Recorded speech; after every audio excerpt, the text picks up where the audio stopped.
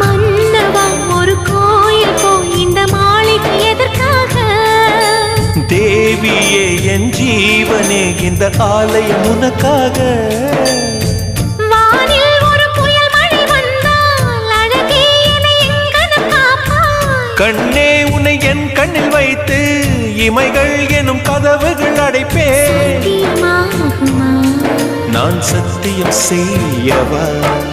தொடு தொடுவெனவே வானவில் என்னை தூரத்தில் அழைக்கின்ற நேரம்.